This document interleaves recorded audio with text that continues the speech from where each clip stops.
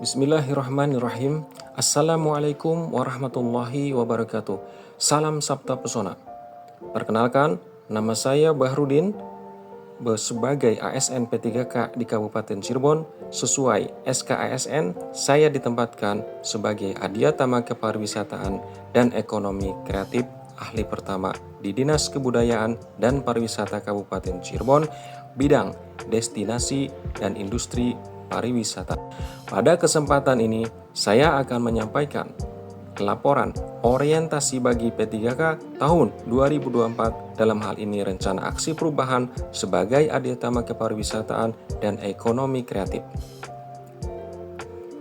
Pertama, bab pendahuluan yang terdiri dari latar belakang, maksud dan tujuan dari orientasi, serta waktu dan tempat pelaksanaan.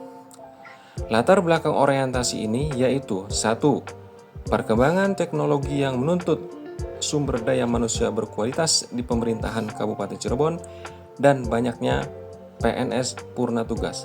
Maka diperlukan rekrutmen P3K berdasarkan Undang-Undang Nomor 20 Tahun 2023 tentang ASN dan Peraturan Pemerintah Nomor 49 Tahun 2018 tentang Manajemen P3K.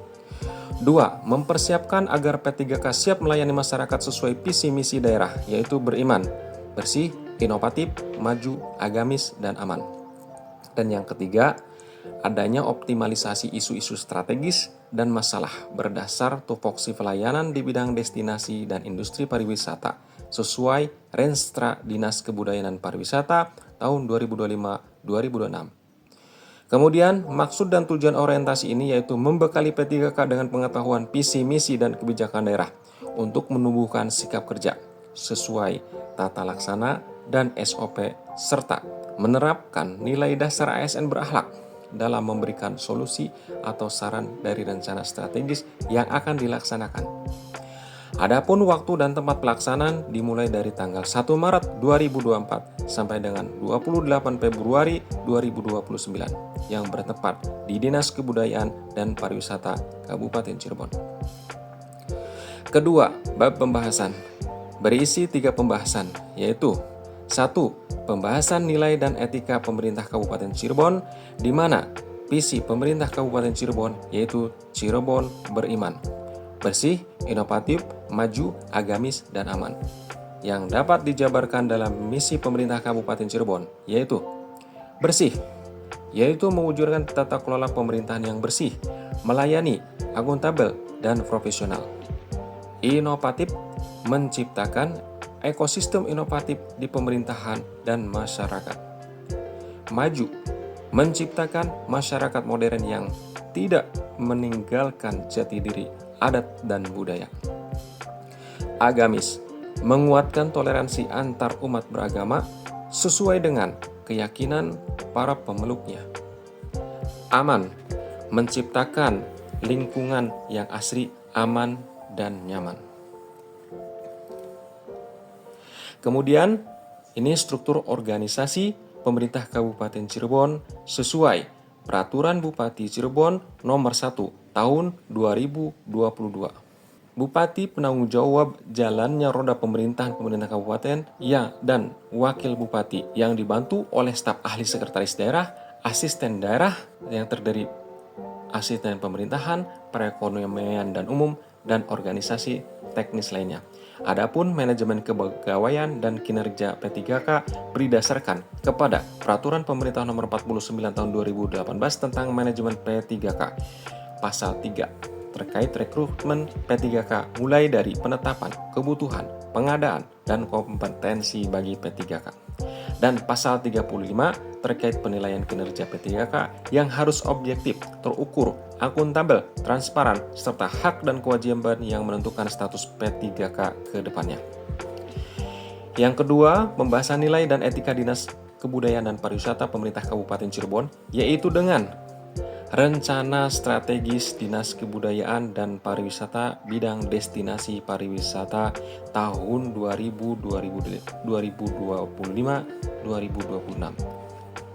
Pariwisata adalah sektor terpenting pembangunan yang dapat menggerakkan perekonomian dan menjadi strategi dalam meningkatkan daya saing perekonomian daerah.